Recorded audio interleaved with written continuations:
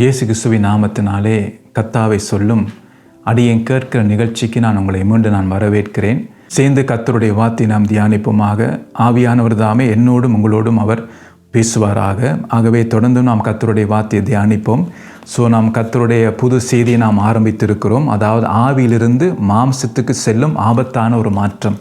அப்போ அந்த மாற்றத்தை தான் நாங்கள் பார்க்குறோம். முதல் ஆபத்து நாங்கள் என்னென்று பார்த்தோம் என்றால், அந்த மயக்க நிலைமை இன்றைக்கு சத்துரு இன்றைக்கு பல பேரை, பல குடும்பங்கள், ஊழியக்காரர்கள், சபை நடத்துகிற தலைவர்கள், பிரசங்கிமார்கள், இப்படி பல பேரை பாருங்கள் இந்த மயக்க நிலைமையில் வைத்திருக்கிறான். அப்போ இதுதான் ஒரு முதல் ஆபத்து. இது நாம் இந்த காரியத்தை நாம் இனம் கண்டு கொள்ள வேண்டும். நாம் மயக்க நிலைமையில் இருக்கிறோம் என்று நமக்கு தெரிய வேண்டும். அப்போ நமக்கு தெரிந்தால்தான் இதிலிருந்து வெளியில் வருவதற்கு நாம் கர்த்தரிடத்தில் போய் விசாரிப்போம். அப்போ நமக்கு அநேகருக்கு தெரிவதில்லை, இந்த மயக்க நிலைமையில் இருக்கிறோம் என்று சொல்லி அநேகருக்கு தெரிவதில்லை. அதனால தான் அவங்க அப்படியே இருக்கிறாங்க. ஒரு நோமலான ஒரு கிறிஸ்தவ வாழ்க்கையை வாழ்ந்து கொண்டு இருக்கிறார்கள். ஞாயிற்றுக்கிழமை போவதும் வருவதும், ஹவுஸ் மீட்டிங் போவதும், பாருங்கள் ப்ரேயர் மீட்டிங் போவதும், அதெல்லாம் பார்த்தீங்கன்னா அப்படியே அந்த ருட்டீனாக போய்கொண்டே இருக்கும் எல்லாம். ஆனால் ஜனங்களுடைய வாழ்க்கையிலே மாற்றம் இல்லை. கர்த்தர் எதிர்பார்க்குற வளர்ச்சி இல்லை. அப்படியே அவங்க இருக்கிறாங்க. ரட்சிக்கப்பட்டு கன ஆண்டுகள் இருக்குதான், ஆனால் கர்த்தர் எதிர்பார்க்கிறபடி இன்றைக்கு ஜனங்கள் வளரவில்லை. ஆரம்பத்தில் வளர்ந்தார்கள், ஆனால் இப்பொழுது வளர்ச்சி இல்லாமல் போய்விட்டது. ஏன்னா அதெல்லாம் ஒரு ருட்டீனாக வந்து விட்டது, ஒரு பழக்க வழக்கமாக வந்து விட்டது. அதான் பாருங்கள், இந்த மயக்க நிலைமை தான் முதல் ஆபத்து. பாருங்கள், இன்னொரு வசனத்தை நான் வாசிக்கிறேன், உங்களுக்கு தெரிஞ்ச வசனமாக இருக்கலாம். யாக்கோப்பு 1 அதிகாரம் 22 வசனம். அல்லாமலும் நீங்கள் உங்களை வஞ்சியாதபடிக்கு திருவசனத்தை கேட்கிறவளாய் மாத்திரம் அல்ல, அதன்படி செய்கிறவளாயும் இருங்கள் என்று சொல்லி இங்கே நாங்கள் பார்க்கிறோம். அப்போ எப்படி நாம் வஞ்சிக்கப்படுகிறோம் என்றால், வேதம் என்ன சொல்லுகிறது? நீங்கள் உங்களை வஞ்சியாதபடிக்கு என்னவாம்? திருவசனத்தை கேட்கிறவளாய் மாத்திரம் அல்ல, அதன்படி செய்கிறவளாயும் இருங்கள். அப்போ ஒரு மனுஷன் எப்போ வஞ்சிக்கப்படுகிறான் என்றால், வார்த்தை கேட்கிறான் தான், ஆனால் அந்த வார்த்தையின்படி அவன் செய்யாமல் போகும்போது அவன் என்ன நடக்குதுன்னா அவன் வஞ்சிக்கப்படுகிறான். அப்போ இன்றைக்கு நாம் எப்படி இருக்கிறோம்? கர்த்தருடைய வார்த்தை நாம் எல்லாரும் கேட்கிறோம் தான், ஆனால் நாம் அதை கை கொள்ளுகிறோமா? அந்த வார்த்தையின்படி வாழ்வதற்கு நாம் பிரயாசப்படுகிறோமா? அப்படி நாம் பிரயாசப்படவில்லை என்றால், அதை நாம் கை கொள்ளவில்லை என்றால் நாம் வஞ்சிக்கப்பட்டு விட்டோம். அந்த மயக்க நிலைமையில் தான் இருக்கிறோம். அப்போ அந்த மயக்க நிலைமையில் நாம் வர வேணும் என்றால், வெளியில் வர வேணும் என்றால் நான் என்ன செய்ய வேண்டும் என்றால், வார்த்தையை கேட்டு அதன்படி நான் செய்ய வேண்டும். அப்படி தானே பாருங்கள், ஒரு காரியத்தை நாம் ஒரு படிப்புன்னு பிள்ளைகள் படிக்கிறாங்க, அவங்க ஸ்கூலுக்கு போகிறாங்க, வாத்தியார் வந்து எல்லாத்தையும் சொல்லி கொடுக்குறார், அவங்க அதை கற்றுக்கொள்கிறாங்க. பிறகு அந்த டெஸ்ட் வரும்போது அந்த கேள்வியை சரியான பதிலை அவர்கள் எழுதுகிறார்கள். அப்போ அவங்க கேட்டதை அவங்க அதில் எழுதி அவங்க காரியத்தை செய்கிறாங்க. பாருங்கள், இதுதான் எல்லாத்தையும் அப்படி தான் உலக ரீதியாக எல்லா காரியத்தையும் பார்க்கும்போது நாம் அந்த கேட்கிறதை நாம் செய்யும் போது தான் அதால் நமக்கு நன்மை உண்டாகும். பாருங்கள், டிரைவிங் ஸ்கூலுக்கு போகும்போது தியோரி இருக்கிறது, ப்ராக்டிக்கலாகவும் இருக்கிறது. அப்போ இந்த தியோரி அவங்க சொல்லி கொடுத்து அதோட லைசன்ஸை கொடுக்க மாட்டாங்க. அந்த தியோரியில் அவர்கள் என்ன கற்றுக்கொண்டார்களோ அது ப்ராக்டிக்கலாக அவங்க ஓடி செய்ய வேண்டும். அது எல்லாம் பாஸ் பண்ண பிறகு தான் அந்த லைசன்ஸையும் கொடுப்பார்கள். அப்போ உலக ரீதியாக எல்லாவற்றையும் நாங்கள் பார்க்கும்போது எதை நாம் கற்றுக்கொள்கிறோமோ அதை செய்தால்தான் அதால் நமக்கு நன்மை உண்டாகும். ஒரு மாத்திரை பார்த்தீங்கன்னா நாம் எப்படி எடுக்க வேண்டும் என்று நமக்கு பார்த்தீங்கன்னா வைத்தியர் சொல்லுவார், இப்படி நீங்கள் எடுங்கன்னு சொல்லி, காலை மத்தியானம் மாலை இப்படி நீங்கள் எடுக்கொண்டு சொல்லுவார். அப்போ தெரிஞ்சு வைக்கிறது நல்லதான், ஆனால் அதை நான் எடுத்தால்தான் எனக்கு அதிக நல்லது, அதனால் தான் எனக்கு சுகம் வரும். இன்றைக்கு நாம் எல்லாரும் என்ன செய்கிறோம்னா மாத்திரை வைத்து கொண்டிருக்கிறோம். எப்படி எடுக்க வேண்டும் என்று நமக்கு தெரியும், ஆனால் நம்ம எடுப்பதில்லை. இன்றைக்கு அநேகருடைய கிறிஸ்தவ வாழ்க்கை இப்படி தான் இருக்கிறது. சொல்லுவாங்க, அந்த கர்த்தருடைய வசனம் எனக்கு விருப்பம், மெசேஜ் கேட்பது எனக்கு விருப்பம் என்று சொல்லி, நல்லது தான், நல்ல ஒரு எண்ணம். ஆனால் அதன்படி நாம் செய்கிறோமா? செய்தால் தான் நம்முடைய வாழ்க்கையிலே மாற்றம். கேட்கிறதுனால் அல்ல, அதன்படி செய்ய வேண்டும். நம்முடைய வாழ்க்கை மாற வேண்டும். அப்போ அதை இங்கே நாங்கள் பார்க்கிறோம். அப்போ வேதம் என்ன சொல்லுகிறது? திருவசனத்தை கேட்கிறவளாய் மாத்திரம் அல்ல, அதன்படி செய்கிறவளாயும் இருங்கள். அப்போ நமக்கு ஒரு ஆலோசனை கொடுக்கப்படுகிறது. தனியாக வார்த்தையை மட்டும் கேட்டுக்கொண்டு இருக்காதீங்க, அதன்படி செய்ய தொடங்குங்க. அப்போ அதுக்கு உதவியாக ஆவியான நமக்கு இருக்கிறார். அதன் பாருங்கள், தேற்றர வாழன்னு சொல்லி அவரை குறித்து சொல்லப்படுகிறது. என்னடா, கர்த்தருடைய வார்த்தையை கை கொள்வது மிகவும் கஷ்டம்தான். அப்போ ஆவியானோட உதவியோடு நம்மால் முடியும். அதான் நம்முடைய வாழ்க்கையிலே ஆவியின் நிறைவு முக்கியம். உங்களுக்கு தெரியும், லூக்கா எழுதின சுவிசேஷம் 4ஆம் அதிகாரம் 1ஆம் வசனத்தை பார்க்கும்போது இயேசுவானவர் பரிசுத்த ஆவியினாலே நிறைந்தவராய் யோர்தானை விட்டு திரும்பி ஆவியானவராலே வனாந்திரத்து கொண்டு போகப்பட்டு என்று சொல்லி அங்கே நாங்கள் பார்க்கிறோம். அப்போ ஆவியானவர் முழுவதும் இயேசுவை நடத்தினார். அப்போ இயேசுவை மாத்திரம் அல்ல, அப்போஸ்தலரை நடத்தினார். நீங்கள் அப்போஸ்தலர் நடபடிகளை நீங்கள் முழுவதும் வாசிக்கும் போது ஆவியானவர் முழுவதும் அவளை நடத்தினார். பேதுரு பரிசுத்த ஆவியினாலே நிறைந்து பேசினார் என்று நாங்கள் பார்க்கிறோம். பாருங்க, பவுல் பரிசுத்த ஆவியினாலே பேசினார் என்று சொல்லி நாங்கள் பார்க்கிறோம். பாருங்க, பிலிப்புவை ஆவியானவர் நடத்தினதை நாங்கள் பார்க்கிறோம். அப்போ அதெல்லாம் பார்த்தீங்கன்னா ஆவியின் நிறைவு எவ்வளவு முக்கியம் என்று பாருங்க நம்முடைய வாழ்க்கையிலே. அது ஆவியானவர் நிறைந்தால்தான் கர்த்தருடைய வார்த்தையை கேட்கிறது மாத்திரமல்ல, அதன்படி செய்வதற்கு நமக்கு பலன் உண்டாகும். அந்த பலத்தை தருகிறவர் யார் என்றால் ஆவியானவர். அதான் இயேசுக்கு சொல்லுகிறார். பாருங்க, லூக்கா எழுதின சுவிசேஷம் 24ஆம் அதிகாரம் 49ஆம் வசனத்தை நாங்கள் பார்க்கும்போது, பிதா வாக்குத்தத்தம் பண்ணினதை இதோ நான் உங்களுக்கு அனுப்புகிறேன், உன்னதத்திலிருந்து வரும் பலனால் தரிப்பிக்கப்படும் வரைக்கும் நீங்கள் எருசலேமில் இருங்கள் என்றார். அப்போ ஆண்டவர் என்ன சொல்லுகிறார்? ஒரு எச்சரிப்பு கொடுக்கிறார். பாருங்க, ஒரு ஆலோசனை கொடுக்கிறார். அந்த உன்னதத்திலிருந்து வரும் பலனாலே நீங்கள் தரிப்பிக்கப்படும் வரைக்கும் நீங்கள் இருங்க, எங்கேயும் போகாதீங்க. அந்த பலன் இல்லாமல் நீங்கள் புறப்பட்டு போனால் ஒன்றுமே செய்ய முடியாது. உங்களுடைய பலன் ஒரு குறிப்பிட்ட காலம்தான், ஒரு குறிப்பிட்ட நேரம்தான். அதுக்கு மிஞ்சி உங்களால் செய்ய முடியாது. அப்போ நம்முடைய பலத்தாலே நாம் ஊழியம் செய்ய முடியும், நம்முடைய அறிவினாலே நாம் ஊழியம் செய்ய முடியும், நம்முடைய பாருங்கள் அறிவினாலே நாம் பிரசங்கிக்க முடியும். ஆனால் அதெல்லாம் ஒரு அளவு தான். அதால் எந்த ஒரு மாற்றமும் வராது. கேட்கிற ஜனங்களுக்கு ஒரு மாற்றம் வராது, பிரசங்கிக்கிற நமக்கும் ஒரு மாற்றம் வராது. ஆனால் அந்த உன்னத பலத்தாலே நிரப்பப்பட்டு அவர் சொல்லுகிறபடி செய்யும் போது, ஒரு சின்ன ஒரு வார்த்தை சொல்லும் போது அந்த வார்த்தை கிரியை செய்யும். இயேசு சொன்னார், என்ன சொன்னார் என்றால், லாசருவே வெளியே வா. சின்ன வார்த்தை தான், லாசருவே வெளியே வா. அதிசயம் நடந்தது. அவன் கட்டுண்டவனாய் வெளியில வந்தான். மரித்த பாருங்க அந்த சரீரம் என்னிடம் அந்த சத்தம் கேட்டது, இயேசுவின் சத்தத்தை கேட்டது என்று. அது பார்த்தீங்கன்னா அது அவருடைய சத்தம், அதான் அவருடைய வார்த்தை அதிகாரம் உள்ளது. இன்றைக்கு நம்முடைய ஞானத்தை பயன்படுத்தி என்னத்தை நாம் பேசினாலும் அது ஒன்று நடக்காது. ஆனால் கர்த்தர் சொல்லுகிறபடி சொல்லும்போது, அதை பேசும்போது அங்கே கிரியை நடக்கும், கட்டுகள் அவிழ்க்கப்படும். பாருங்கள், லாசரு வெளியே வந்தான். அத்தான் கர்த்தர் ஏக்க அப்பாற்பட்ட விதத்திலே அவருடைய வார்த்தையை பயன்படுத்துவார். அத்தான் மிக மிக முக்கியம். அப்போ ஆண்டவருடைய வார்த்தை அது ஆண்டவருடைய வார்த்தையாக இருக்க வேண்டும், அது நம்முடைய வார்த்தையாக இருக்கக்கூடாது. அதை நாங்கள் பார்க்குறோம். கேட்கிறவளாய் மாத்திரம் அல்ல, அதன்படி செய்கிறவளாய் இருங்கள். அப்போ அதை நாம் வாஞ்சிக்க வேண்டும். அப்போ கர்த்தருடைய வார்த்தைப்படி நான் செய்ய போகும்போது தான் இந்த மைக்க நிலைமையிலிருந்து நான் வெளியில் வர முடியும். அதை நாங்கள் பார்க்குறோம். பாருங்கள், ஒரு காரியத்தை நான் காட்ட விரும்புகிறேன். பாருங்கள், நான் வஞ்சிக்கப்படாதபடிக்கு கர்த்தருடைய வார்த்தையை கேட்டு அதன்படி செய்வதற்கு என்ன செய்ய வேண்டும்? ஸோ அதை நாம் கற்றுக்கொள்ள போகிறோம். இந்த வேதம் சொல்லுகிறது, நீங்கள் திருவசனத்தை கேட்கிறவளாய் மாத்திரம் அல்ல, அதன்படி செய்கிறவளாயும் இருங்கள் என்று சொல்லி. சார், எப்படி நாம் செய்வது? இன்றைக்கு நாம் பல பேர் வார்த்தையை கேட்கிறோம் தான், ஆனால் பல தடவை கர்த்தருடைய வார்த்தைப்படி நம்மால் வாழ முடியலை. பல தடவை கர்த்தருடைய வார்த்தைக்கு நான் கீழ்ப்படிய முடியலை. கர்த்தருடைய வார்த்தை சொல்லுகிறபடி நம்முடைய வாழ்க்கையை கட்ட முடியலை. கர்த்தருடைய வார்த்தை சொல்லுகிறபடி நம்முடைய ஊழியத்தை செய்ய முடியலை. அதை எப்படி நாம் செய்ய வேண்டும், எப்படி செய்ய வேண்டும் என்று சொல்லி நீங்கள் கேட்கலாம். அப்போ ஆண்டவர் நம்மோடு பேசி கொண்டிருக்கிறார், ஆவியா நம்மோடு பேசி கொண்டிருக்கிறார். பாருங்க, யாக்கோபு 1ஆம் அதிகாரம் 21ஆம் வசனத்தை நான் வாசிக்கிறேன். ஆகையால் நீங்கள் எல்லாவித அழுக்கையும் கொடிய துர்க்குணத்தையும் ஒழித்துவிட்டு உங்கள் உள்ளத்தில் நாட்டப்பட்டதாயும் உங்கள் ஆத்துமாக்களை ரட்சிக்க வல்லமையுள்ளதாக இருக்கிற வசனத்தை சாந்தமாக ஏற்றுக்கொள்ளுங்கள். அப்போ இதுக்கு ஒரு வழி என்னன்னு சொன்னால், பாருங்கள், ஒன்று என்ன செய்யணுமா, நீங்கள் எல்லாவித அழுக்கையும் கொடிய துர்க்குணத்தையும் ஒழித்து விட்டு. அப்படி ரட்சிக்கப்பட்டோம் தான், ஆனால் இன்னும் அழுக்கு இருக்கிறது, இன்னும் கரை இருக்கிறது. அப்போ நாம் கர்த்தருடைய வார்த்தையை கேட்கிற என்னுடைய வாழ்க்கையிலே இன்னும் இந்த கரை பாருங்கள், இந்த அழுக்கு இருக்கிறது. அப்போ தான் என்ன செய்ய வேண்டும் என்றால், அதை நான் ஒழித்து விட வேண்டும். அப்போ அதை ஒழித்து விட்டால் தான் அதுக்கு பிறகு பார்த்தீங்கன்னு சொல்லப்படுகிறது, உங்கள் உள்ளத்தில் நாட்டப்பட்டதாயும் சொல்லப்படுகிறது. அப்போ கர்த்தருடைய வார்த்தை வருகிறது தான், கேட்கிறோம் தான், ஆனால் நாம் இருதயத்துக்குள் எடுத்துக்கொள்வது இல்லை. ஏன் எடுத்துக்கொள்வது இல்லை என்றால், இருதயத்திலே உலக ஆசைகள் நிறைந்திருக்கிறது. அதான் வீரம் சொல்லுகிறது, அவர்கள் வாயினாலே கிட்டு சேர்ந்து உதட்டினாலே கனம் பண்ணுகிறார்கள், அவருடைய இருதயமும் எனக்கு தூரமாய் விலகி இருக்கிறது இயேசு சொல்லுகிறார். ஏனென்றால் அவங்க வாராங்கத்தான், ஜெபம் பண்றாங்கத்தான், வார்த்தையை கேட்கிறாங்கத்தான், என்னை துதிக்கிறார்கள் தான்.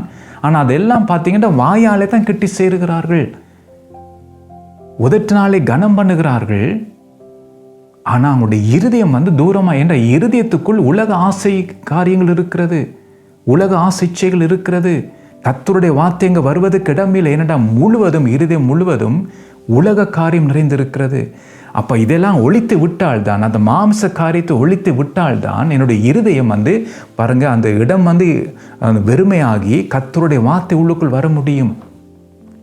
அதான் உங்களுக்கு தெரியும், அந்த விதைக்கப்பட அந்த உவமையை நாங்கள் பார்க்கும், அதை நான் வாசிக்க விரும்பும். அப்போ தான் நான் சொல்வது உங்களுக்கு விளங்கும். இப்போ மத்தேயு 13ஆம் அதிகாரம் 22ஆம் வசனத்தை நான் வாசிக்கிறேன். முள்ளுள்ள இடங்களில் விதைக்கப்பட்டவன் வசனத்தை கேட்கிறவனாய் இருந்தும் உலக கவலையும் ஐஸ்வர்யத்தின் மயக்கமும் வசனத்தை நெருக்கி போடுகிறதினால் அவனும் பலனற்று போவான். பாருங்க, அப்போ வார்த்தை வருகிறது தான், இதயத்துக்குள் வருகிறது என்றால் கர்த்தர் இதயத்தை தான் விதைக்கிறார் வார்த்தையை. ஆனால் அதை எது நெருக்கி போடுகிறது என்றால், அதான் நான் உங்களுக்கு சொன்னது போல அவங்களுடைய இதயம் எதால் நிறைந்திருக்கிறது என்றால், அதான் சொல்லப்படுகிறது உலக கவலையும் ஐஸ்வர்யத்தின் மயக்கமும். அப்போ இதெல்லாம் உலக காரியங்கள் தான் இதயத்தில் நிறைந்திருக்கிறபடியால் வார்த்தை இதயத்தில் விதைக்கப்படுகிறது. அதை என்ன செய்ய நெருக்கி போடுகிறதுனாலே வார்த்தைக்கு அங்கே இடம் இல்லை. அது அப்படி வெளியிலே பாருங்க வெளியில் போகிறது. அதனாலே அவங்க என்ன பலம் கொடுக்க முடியலை. அதான் நாங்கள் பார்க்குறோம். அதுதான் இன்றைக்கு அநேகருடைய நிலைமை. அதனால தான் வேதம் சொல்லுகிறது என்னென்றால், யாக்கோபில் சொல்லப்பட்டபடி பாருங்க, ஆகையால் நீங்கள் எல்லாவித அழுக்கையும் கொடிய துர்க்குணத்தையும் ஒழித்து விட்டு. அப்போ நான் முதலாவது ஒழித்து விட வேண்டும். அப்போ இதை நான் ஒழித்து விடாட்டால் கர்த்தருடைய வார்த்தை எனக்குள் வர முடியாது. கேட்போம், ஆனால் இருதயத்துக்கு வராது. என்ற இருதயம் எதால் நிறைந்திருக்கிறது? உலக காரியங்களால் நிறைந்திருக்கிறது. அப்போ முதலாவது நான் அகற்றி விட வேண்டும். அப்போ இதை நான் அகற்றி விட்டால், ஒழித்து விட்டால்தான் அங்கே சொல்லுகிறபடி உங்கள் உள்ளத்தில் நாட்டப்பட்டதாயும், அப்போ தான் நான் அந்த வசனம் உள்ளுக்குள்ளே அது நாட்டப்பட்ட, அதாவது அந்த இடத்துல தங்கியிருக்கும். அப்போ வசனம் உள்ளுக்குள்ளே நாட்டப்பட்டதாயும் உங்கள் ஆத்துமாக்களை ரட்சிக்க வல்லமை உள்ளதாய் இருக்கிற வசனம். அப்போ தான் ரட்சிப்பு நமக்கு வருகிறது. இதுவரைக்கும் ரட்சிப்பு வர முடியலை. ஏனென்றால் ஆண்டவர் வசனத்தை அனுப்பினார் தான், வசனத்தை சந்தோஷத்தோடு நாம் கேட்டோம் தான், விரும்பி கேட்டோம் தான். ஆனால் இருதயத்துக்குள் அது போகாதபடிக்கு இருதயத்தில் இருக்கிற அந்த உலக ஆசைகள், உலகத்தின் கவலைகள் அதெல்லாம் நெருக்கி போடுகிறதுனாலே வசனம் பலம் கொள்ள முடியலை. அந்த வசனம் இதயத்தில் நாட்டப்பட முடியலை. அது அப்படி வெளியிலே தூக்கி எறியப்பட்டு போய்விட்டது. அதனால் இன்றைக்கு மன திரும்புதல் இன்றைக்கு இல்லை. அநேகர் பாருங்க, கட்டோடு வருகிறார்கள், கட்டோடு போகிறார், வார்த்தை கேட்கிறார்கள் தான், ஆனால் விடுதலை இல்லை. என்றால் வசனம் கிரியை செய்வதற்கு அவங்களுடைய இருதயத்தில் இன்னும் பார்த்தீங்கன்னா உலக காரியங்கள் இருக்கிறது. அப்போ நாம் வேதம் சொல்லுகிறபடி உலக காரியங்களை நாம் ஒழித்து விட வேண்டும். நம்மால் முடியாது தான். அதான் நான் ஏற்கனவே சொன்ன லூக்கால சுவிசேஷத்தில் உன்னதத்திலிருந்து வரும் பெறனால் தரிப்பிக்கப்படும் வரைக்கும் என்ன சொல்லப்பட்டிருக்கு? இருங்கள். இந்த எத்தனை பேர் நாம் இருக்கிறோம் கர்த்தருடைய சமூகத்திலே? 24 மணித்தியாலம் உங்களுக்கு கொடுக்கப்படுகிறது. எவ்வளவு நேரம் இங்கே இருக்கிறீங்க உங்களுடைய ஆவிக்குரிய வாழ்க்கைக்காக? இன்றைக்கு பழக்கப்பட்ட ஜெபத்தை செய்துட்டு ஆமை சொல்லிட்டு நாம் போகிறோம். பழக்கப்பட்ட ரீதியிலே வார்த்தையை வாசித்து நாம் போகிறோம். ஆனால் என்ன மாற்றம் வந்திருக்கிறது? மாற்றம் வரவில்லை. இப்படியே நாட்கள் போய்கொண்டிருக்கிறது. அப்படியே கிழமைகள் போய்கொண்டிருக்கிறது. இப்படியே மாதங்கள் போய்கொண்டிருக்கிறது. இப்படியே வருஷங்கள் போய்கொண்டிருக்கிறது. ரட்சிக்கப்பட்டு 20 வருஷம். சரி, என்ன மாற்றம் வந்திருக்கிறது? பாருங்க, ஒன்றுமில்லை. கர்த்தர் செயல்படுகிறார் தான், வார்த்தை அனுப்புகிறார் தான். ஆனால் அந்த வார்த்தை நம்முடைய இதயத்திலே நாட்டப்படவில்லை. அத்தன் வேதம் சொல்லுகிறது. அப்போ முதல்ல ஒழித்து விட வேண்டும், 2வது நாட்டப்படும், ரட்சிப்பு வரும். பாருங்க, எவ்வளோ அழகாக வார்த்தைகள் ஆவியாக எழுதி வச்சிருக்கு. நாம் சும்மா வாசிச்சுட்டு போகிறோம். அதுக்குள்ள ரகசியம், அந்த சத்தியத்தை நாம் அறிந்து கொள்ளவில்லை. பாருங்க, பலமுறை இந்த வசனத்தை வாசிச்சிருக்கிறேன் நான். ஆனால் ஆவியானவர் அந்த கண்ணை திறந்த சத்தியத்தை அறியும் போது தான் எனக்கு தெரியுமா இதுக்குள்ள இவ்வளோ காரியங்கள் இருக்குது. அப்போ நான் செய்ய வேண்டிய காரியமும் இருக்குது. என்னுடைய வாழ்க்கையிலே மாற்றம் வர வேண்டும் என்றால் நான் ஒழித்து விட வேண்டும். ஒழித்து விட வேண்டும் என்றால் உன்னத பலன் வரும் வரைக்கும் நாம் இருக்க வேண்டும், சமூகத்திலே காத்திருக்க வேண்டும், போராட வேண்டும். ஆண்டவரே, இந்த காரியத்தை ஒழித்து விட எனக்கு உதவி செய்யும், என்னை இரட்சியும் ஆண்டவரே. எத்தனை பேர் நாம் போராடுகிறோம். இன்றைக்கு அற்புதம் நடக்க வேண்டும் என்று சொல்லி உபவாசம் பண்ணி இருக்கிறோம். நாம் உலக தேவைக்காக உபவாசம் பண்ணி இருக்கிறோம். எத்தனை பேர் ஆவிக்குரிய வாழ்க்கைக்காக நாம் உபவாசம் பண்ணுகிறோம். என்னுடைய வாழ்க்கையிலே மாற்றம் வர வேண்டும் என்று சொல்லி எத்தனை பேர் நாம் உபவாசம் இருக்கிறோம்? இல்லை. உலக தேவைக்காக உபவாசம் இருக்கிறோம், ஆனால் நம்முடைய ஆவிக்குரிய வாழ்க்கைக்காக இருப்பதில்லை. பாருங்க, அத்தைங்க நாம் பார்க்கிறோம். அதாவது ஒழித்து விட வேண்டும், கர்த்தருடைய வார்த்தை உள்ளத்தில் நாட்டப்பட வேண்டும், மற்றது ஆத்துமாக்களை ரட்சிக்க வல்லமை உள்ளதாய் இருக்கிற வசனத்தை சாந்தமாக ஏற்றுக்கொள்ள வேண்டும். இந்த காரியம் நான் தான் செய்ய வேண்டும். அதான் நாங்கள் பார்க்குறோம். அதான் சொல்லப்படுகிறது 22 நாங்கள் ஏற்கனவே வாசித்தோம். அல்லாமலும் நீங்கள் உங்களை வஞ்சியாதபடிக்கு இன்றைக்கு அநேகர் தங்களை வஞ்சித்து கொண்டிருக்கிறாங்க. ஏனென்றால் திருவசனத்தை கேட்கிறவளாய் மாத்திரமல்ல, அதன்படி செய்கிறவளாயும் இருங்கள்னு சொல்லி இங்கே வேதம் சொல்லுகிறது. இன்றைக்கு நாம் செய்கிறோமா? செய்ய முடியலை. அதான் நான் காரணத்தை பார்த்தோம். ஒழித்து விடவில்லை மாமிச காரியங்களை. இருதயம் ஃபுல்லாக மாமிச காரியம்தான், ஒழித்து விடவில்லை. அப்போ கர்த்தருடைய வார்த்தை நாட்டப்படவும் முடியாது.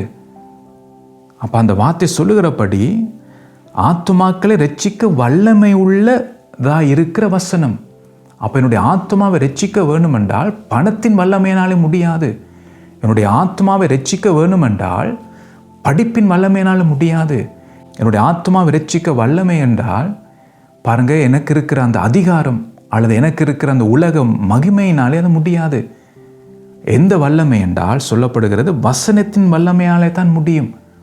அதான் லாசருவே வெளியே வா, அந்த வல்லமை, ஆண்டவர் இந்த பூமியை புதுப்பித்த அந்த வார்த்தையின் வல்லமை, அதால தான் முடியும். பாருங்க, உண்டாக கடவதாக சொன்ன உடனே பாருங்க அங்கே நடக்கிறது காரியங்கள், அத்தனை அந்த வல்லமை. அப்போ இன்றைக்கு உங்களுடைய வாழ்க்கை உழந்து போய் இருக்கிறதா? உங்களுடைய வாழ்க்கை எவ்வளோ பணம் வசதி இருந்தாலும் உங்களுடைய வாழ்க்கையில வெறுமை உணர்கிறீர்களா? கர்த்தருடைய வார்த்தையின் வல்லமை உங்களுக்குள் கிரியை செய்வதற்கு இடம் கொடுங்கள். ஒழித்து விடுங்கள் மாமிச காரியங்களை, உலக காரியங்கள் ஒழித்து விடுங்கள். கர்த்தருடைய சமூகத்திலே காத்திருங்கள், டைம் எடுங்கள், கர்த்தருடைய சமூகத்தில் போராடுங்கள். ஆண்டவரே, இதை நான் விட முடியாமல் இருக்கிறது, விழுந்து விழுந்து எழும்பிக் கொண்டிருக்கிறேன், எனக்கு நீர் உதவி செய்யும்னு சொல்லி போராடி ஜெபம் பண்ணுங்கள். அப்போ அதை ஆண்டவர் ஒழித்து விடும்போது, கர்த்தருடைய பலத்தால் அதை நீங்கள் செய்யும் போது, கர்த்தருடைய வார்த்தை எங்கே இருக்குமெண்டா உங்களுடைய இருதயத்துக்குள் அது நாட்டப்பட்டதாக இருக்கும். அப்படியே இருக்கும், அது வெளியில் போகாது. அப்புறம் அந்த வார்த்தை தான் உங்களுடைய ஆத்மாவை ரட்சிக்க அது வல்லமை உள்ளதாக இருக்கிறது. பாருங்க, அதான் மிக மிக முக்கியம். அப்போ நாம் எல்லா வித அழுக்கையும் நாம் என்ன செய்ய வேண்டும் என்றால் துர்க்குணத்தை நாம் ஒழித்து விட வேண்டும். பாருங்க, எபேசியர் 5ஆம் அதிகாரம் 26, 27 உள்ள வசனங்களை நான் வாசிக்க விரும்புகிறேன். அப்போ அந்த காரியத்தை வாசிக்கும் போது நான் சொன்ன காரியத்தை உங்களுக்கு இலகுவாக அது விளங்கி கொள்ளக்கூடியதாக இருக்கும். ஸோ அதை நான் வாசிக்கிறேன். தாம் அது திருவசனத்தை கொண்டு தண்ணீர் முழுக்கினால் சுத்திகரித்து பரிசுத்தமாக்குறதுக்கும் கரை திரை முதலானவைகள் ஒன்றும் இல்லாமல் பரிசுத்தமும் பிழையற்றதுமான மகிமையுள்ள சபையாக அதை தமக்கு முன் நிறுத்தி கொள்வதற்கும் தம்மை தாமே அதற்காக ஒப்பு கொடுத்தார் என்று சொல்லி இங்கே நாங்கள் வாசிக்கிறோம். பாருங்கள், இது என்ன சொல்லப்படுகிறது? முதல் அந்த வசனம் ஆரம்பிக்கப்படும் போது தாம், அதாவது இயேசு, அது திருவசனத்தை கொண்டு, அப்போ ஆண்டவர் எப்படி நம்மை சுத்திகரிக்க விரும்புகிறார் என்றால் திருவசனம், அதான் கர்த்தருடைய அந்த வார்த்தை, அந்த ஜீவன், அந்த வார்த்தையை கொண்டு அடுத்து தண்ணீர் முழுக்கினால் சுத்திகரித்து அடுத்தது பரிசுத்தமாக. அப்போ முதல் சுத்திகரிப்பு நடக்கிறது, அடுத்தது பரிசுத்தமாக்கப்படுகிறோம். அப்போ அந்த பரிசுத்தமாக்கப்படும் போது நம்முடைய வாழ்க்கை எப்படி இருக்குமாம்? பாருங்க, 27ஆம் வசனம் சொல்லுகிற 5 காரியங்கள் சொல்லப்படுகிறது. கரை திரை முதலானவைகள் ஒன்றும் இல்லாமல் பரிசுத்தமும் பிழையற்றதுமான மகிமை உள்ள சபையாக தமக்கு முன் நிறுத்தி கொள்வதற்கு தம்மை தாமே ஒப்பு கொடுத்தார். அப்போ ஆண்டவர் சிலுவையிலே எதற்காக மரித்தார் என்றால் என்னையும் உங்களையும் அவருக்கு முன்பாக நாம் எப்படி அதான் பரிசுத்தமாக்குறதற்கும். அப்போ அந்த பரிசுத்தமாக்குறது எப்படி இருக்கும் என்றால் கரை திரை பிழையற்ற பரிசுத்தமுள்ள மகிமை உள்ள சபையாக நாம் நிற்கிறது, அதுதான் பரிசுத்தமாக்கப்படுவது. அப்போ கர்த்தர் அந்த நிலைமைக்கு நாம் கொண்டு வர விரும்புகிறார். அப்போ அதுக்கு பரிசுத்தமாக்க வேணுமென்று அதுக்கு நடக்கிற ப்ரொசஸ் தான் திருவசனம், தண்ணீர் முழுக்கு. ஸோ அந்த காரியத்தை அதை உங்களுக்கு நான் விளங்கப்படுத்த விரும்புகிறேன்.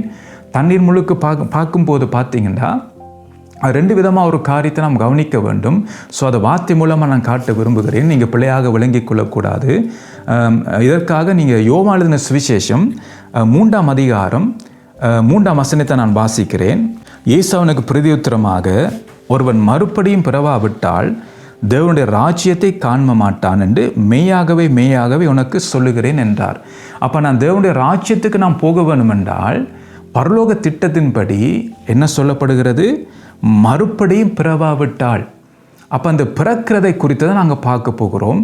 அப்போ ஒரு மனுஷன் பிறக்க வேண்டும் என்றால் ஒன்று உலக ரீதியாக பிறக்க வேண்டும், இன்னொன்று ஆவிக்குறி ரீதியாக பிறக்க வேண்டும். அதான் நாங்கள் எபிசியரை நாங்கள் பார்க்கும்போது திரு வசனத்தை கொண்டும் தண்ணீர் முழுக்கினால்னு சொல்லப்படுகிறது அந்த வார்த்தை. அப்போ ஆவியானவர் இங்கேயும் அங்கேயும் அதோட கனெக்ஷனை பார்க்குறோம்.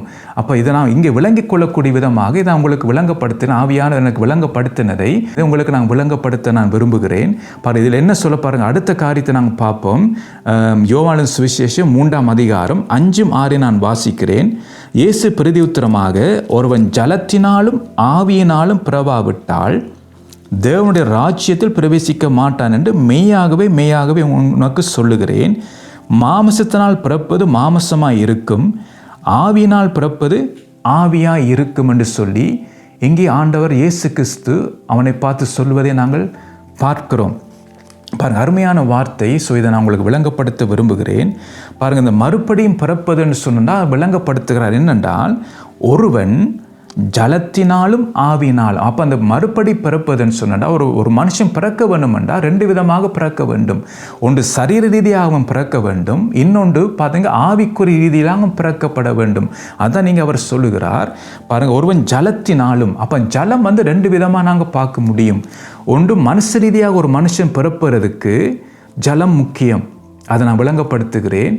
பாருங்கள், ஒரு குழந்தை அந்த கரு உருவாகும் போது, தாயின் கற்பத்திலே அந்த கரு உருவாகும் போது அந்த கருவுக்குள் என்ன இருக்குன்றால் ஜலம் இருக்கிறது, தண்ணீர் இருக்கிறது. ஏன்னா அதுதான் அந்த தண்ணீருக்குள் தான் அந்த சிசு, அதாவது அந்த குழந்தை உருவாகி கொண்டிருக்கிறது.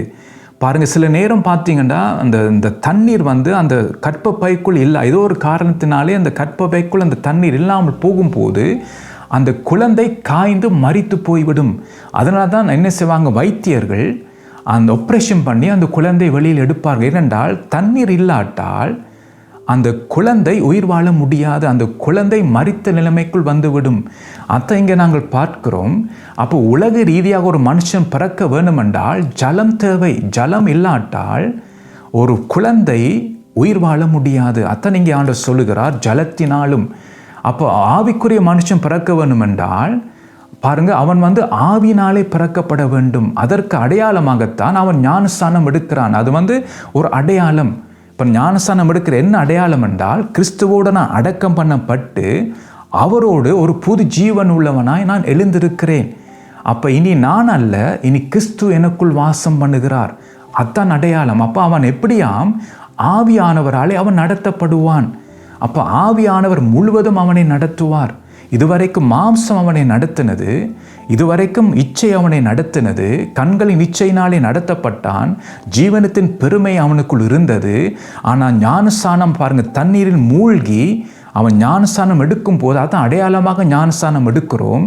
அப்போ இது என்ன அடையாளம் என்றால், இனி இவன் நான் என்ற மனுஷன் இங்கே இவனுக்குள் இல்லை, இவனுக்குள் கிறிஸ்து வாழுகிறார்.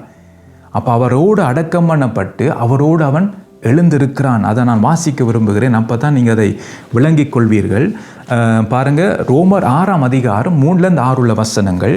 கிறிஸ்து இயேசுவுக்குள்ளாக ஞானஸ்தானம் பெற்ற நாம் அனைவரும் அவருடைய மரணத்துக்குள்ளாக ஞானஸ்தானம் பெற்றதை அறியாமல் இருக்கிறீர்களா? மேலும் பிதாவின் மகிமையினாலே கிறிஸ்து மரித்தொழுந்து எழுப்பப்பட்டது போல நாமும் புதிதான ஜீவனுறவுகளாய் நடந்து கொள்ளும்படிக்கு அவருடைய மரணத்துக்குள்ளாக்கும் ஞானஸ்தானத்தினாலே கிறிஸ்துவோடு கூட அடக்கம் பண்ணப்பட்டோம். ஆதலால் அவருடைய மரணத்தின் சாயலில் நாம் இணைக்கப்பட்டவர்களானால் அவர் உயிர்த்தெழுதலின் சாயலும் இணைக்கப்பட்டிருப்போம். நாம் இனி பாவத்துக்கு ஊழியம் செய்யாதபடிக்கு பாவ சரீரம் ஒளிந்து போகும் பொருட்டாக நம்முடைய பழைய மனுஷன் அவரோடு கூட சிலுவையில் அறையப்பட்டது என்று அறிந்திருக்கிறோம். ஸோ இதில் பார்த்தீங்கன்னா பல செய்திகள் இருக்குது, இதுக்குள்ளே ஆழமான சத்தியம் இதுக்குள் வைத்திருக்கிறது. ஸோ இந்த காரியத்தை நான் ஆழமாய் கொண்டு போகவில்லை. அடுத்த முறை கர்த்தர் சித்தமான இந்த காரியத்தை குறித்து நாம் தியானிப்போம். பாருங்கள், இதில் என்ன சொல்லப்பட்டிருக்குன்னு சொன்னால், பாருங்கள், எதுக்கு ஞானஸ்தானம் என்றால், நாம் அனைவரும் அவருடைய மரணத்துக்குள்ளாக ஞானஸ்தானம் பெற்றதை அறியாமல். அப்போ அந்த ஞானஸ்தானம் என்றால் மரணத்துக்குள்ளாக, அதென்றால் நான் என்ற மனுஷன், அந்த பழைய ஆதாமின் சாயல் ஞானஸ்தானம் எடுக்கும்போது அந்த மரணத்துக்குள்ளாக போகிறான். அப்போ எழுந்திருக்கும் போது கிறிஸ்துவின் சாயலை தரித்து அதன் கிறிஸ்துவை தரித்து கொள்வதை நாங்கள் பார்க்குறோம். அவன் கிறிஸ்துவை தரித்து கொள்கிறான். இனி நான் என்னுடையது என்று சொல்லி அந்த சுயம் அவனுக்குள் இருக்காது. அப்போ அவன் எல்லாம் தேவனுடைய சித்தத்தின்படி தான் அவனுடைய வாழ்க்கை இருக்க வேண்டும். அப்போ ஞானஸ்தானம் அதுதான். நான் இன்றைக்கு ஞானஸ்தானம் நாம் எதுக்கு எடுக்கிறோம் என்றால், திருமணம் செய்வதற்கு ஞானஸ்தானம் எடுக்கிறோம், ஊழியம் செய்வதற்கு ஞானஸ்தானம் எடுக்கிறோம். அந்த ஞானஸ்தானத்தை உண்மையான அர்த்தத்தை அறியாமலே இன்றைக்கு பல பேர் ஞானஸ்தானம் எடுக்கிறார்கள். அவனோட வாழ்க்கையிலே மாற்றம் இல்லை. அவங்களோட வாழ்க்கையிலே கிறிஸ்து பாருங்க, கிறிஸ்து அவங்களோட வாழ்க்கையிலே இல்லை. ஞானஸ்தானம் எடுத்திருக்கிறார்கள், ஆனால் கிறிஸ்துவை அவர்கள் தரிக்கவில்லை. கலாத்தியர் எழுதப்பட்டிருக்கு, கிறிஸ்துவை தரிக்கவில்லை. அப்போ இதில் என்ன நாங்கள் பார்க்குறோம் என்றால், நாம் அத்தான் ஜலம் என்றால் அதுக்கு பிறகு ஆவியானவராலே நாம் நடத்தப்படுவோம். அதான் கலாத்தியர் சொல்லப்பட்டிருக்கு, ஆவி கேட்டபடி நடந்து கொள்ளுங்கள், அப்பொழுது மாம்சிச்சை நிறைவேற்றாதிருப்பீர்கள். அந்த மாம்சம் நாம் இருக்கும் வரைக்கும், இந்த பூமியில் இருக்கும் வரைக்கும் இந்த மாம்சம் நமக்கு எதிராக போராடி கொண்டிருக்கும். அதனால தான் நாம் ஆவி கேட்டபடி நடக்க வேண்டும். அப்போ ஆவி கேட்டபடி நடக்காட்டால் மாம்சத்தை கேட்டபடி தான் நடப்போம். அப்புறம் நம்முடைய ஜப மாம்சத்தை கேட்டபடி இருக்கும், நம்முடைய ஊழிய மாம்சத்தை கேட்டபடி இருக்கும், நம்முடைய கிரியை மாம்சத்தை கேட்டபடி இருக்கும். அதான் நான் கவனமாக இருக்க வேண்டும். அப்போ ஞானஸ்தானம் எடுத்த என்னுடைய வாழ்க்கையிலே கிறிஸ்துவை நான் தரிக்க வேண்டும். அப்போ நான் கிறிஸ்துவை தரிக்க வேண்டும் என்றால் ஆவியிலே நான் நிறைந்திருக்க வேண்டும். அதுதான் மறுபடியும் பிறப்பது. அப்போ நான் மறுபடியும் பிறக்காட்டால் கிறிஸ்து எனக்குள் உருவாக முடியாது. அதான் பவுலப்பன் சொல்லுகிறார், கிறிஸ்து உங்களுக்கு உருவாகும் வரைக்கும் நான் மறுபடியும் கற்ப வேதனைப்படுகிறேன் என்று சொல்லி. ஏன்னா கிறிஸ்து உருவாக வேண்டும். அப்போ அதுக்கு தான் ஞானஸ்தானம் எடுக்கிறோம், அடையாளமாக எடுக்கிறோம். ஞானஸ்தானம் எடுத்த உடனே என்னுடைய வாழ்க்கை மாறுவதில்லை. என்ற கிறிஸ்து உருவாகுவதற்கு நாம் கொடுக்க வேண்டும். அது யார் செய்வா என்றால் பரிசுத்த ஆவி. அதான் மறுபடியும் பிறக்க வேண்டும் என்று சொல்லி அங்கே இயேசு சொல்லுகிறதை நாங்கள் பார்க்கிறோம். மறுபடியும் பிறப்பது. திரும்பமாக அதுக்கு வருவோம். யோவான் 3:5 இப்போ நான் வாசிக்கும் போது இப்போ உங்களுக்கு விளங்கும். இயேசு பிரதியுத்தரமாக, ஒருவன் ஜலத்தினாலும், அதான் 2 விதமாக, ஒன்று மாம்ச ரீதியாக பிறப்பது, தாயின் கற்பத்திலே பிறப்பது, அடுத்தது ஆவி நிறைவு அதுக்கு ஞானஸ்தானம் எடுக்கிறோம் என்றால் இனி ஆவியானவர் தான் என்னை நடத்துவார், நான் அல்ல, ஆவியானவர் அதான் ஆவி கேட்டபடி. அப்போ இதுதான் ஜலத்தினாலும் அதான் ஆவியினாலும். அப்போ ஆவியினாலும் பிறவா விட்டால், இன்றைக்கு நாம் ஜலத்தினாலே நாம் ஞானஸ்தானம் எடுத்திருக்கிறோம், தாயின் கற்பிலே நாம் பிறக்கப்பட்டிருக்கிறோம். மற்றது நாம் ஜலத்தினாலே ஞானஸ்தானம் எடுத்திருக்கிறோம், ஆனால் ஆவியினாலே பிறக்கவில்லை. அவர் நடத்துவதற்கு நாம் இடம் கொடுக்கவில்லை. அப்போ மாம்சம் தான் இன்றைக்கு அநேகரை நடத்தி கொண்டிருக்கு. ஞானஸ்தானம் எடுத்திருக்கிறார்கள் தான், ஆனால் மாம்சம் நடத்தி கொண்டிருக்கிறது. அதான் இங்கே சொல்லப்படுகிறது, ஆவியினாலும் பிறவா விட்டால், பாருங்கள் அடுத்த வசனம், தேவனுடைய ராஜ்யத்தில் பிரவேசிக்க மாட்டான். இன்றைக்கு சொல்லுவோம் ஞானஸ்தானம் எடுக்காட்டா போக முடியாதுன்னு நாம் சொல்லுகிறோம், சரிதான். ஆனால் ஆவியினாலே பிறவாவிட்டாலும் போக முடியாது தான். நீங்கள் ஞானஸ்தானம் எடுத்திருக்கலாம், ஆனால் ஆவியினாலே பிறவாவிட்டால் நீங்கள் போக முடியாது. அதான் வேதம், நான் சொல்லவில்லை, வேதம் சொல்லுகிறது. அதான் சத்தியத்தையும் அறிவீர்கள், அந்த சத்தியம் உங்களை விடுதலையாக்கும். இன்றைக்கு நீங்கள் திருப்தியாக இருக்கலாம், ஞானஸ்தானம் எடுத்துட்டேன், அவனுடைய வார்த்தைக்கு கீழ்ப்படிந்து விட்டேன், நல்லது. ஆனால் ஆவியினாலே பிறந்திருக்கிறீர்களா? அதுக்கு இடம் கொடுத்தீர்களா? அப்போ ஆவியினாலே பிறந்தால்தான் அந்த மனுஷனுடைய வாழ்க்கையிலே மாற்றம் உண்டாகும். அந்த மனுஷனுடைய வாழ்க்கையிலே கிறிஸ்து உருவாகுவார். அந்த மனுஷனுடைய வாழ்க்கையிலே கிறிஸ்துவை அவன் தரித்து கொள்வான். ஆதாமின் பார்த்தீங்கன்னா சாயல் போய் கிறிஸ்துவின் சாயல் வரும், கிறிஸ்துவின் சிந்தை வரும், மற்றது ஆவின் சிந்தை வரும். அப்போ இதெல்லாம் தான் அவனை மறுரூபமாக்கும். அப்போ அவன் வாழ்க்கையிலே மறுரூபம் வரும்போது அங்கே சொல்லப்பட்டபடி தேவனுடைய ராஜ்யத்தில் அவன் பிரவேசிப்பான். அப்போ இந்த ப்ரொசஸை நாம் கடந்து போக வேண்டும், மற்றபடி நாங்கள் போக முடியாது. நீங்கள் ஊழியம் செய்யலாம், ஞானஸ்தானம் எடுத்திருக்கலாம், எல்லாம் இருக்கும். ஆனால் தேவன் சொல்லுகிறபடி ஆவியினாலே பிறவாவிட்டால் தேவனுடைய ராஜ்யத்தில் பிரவேசிக்க மாட்டான். ஸோ இன்னும் ஆழமான சத்தியங்கள் இருக்குது. அடுத்த முறை இதை தொடர்ந்து நாம் தியானிப்போம். கர்த்தர் தாமே உங்களை ஆசீர்வதிப்பாராக.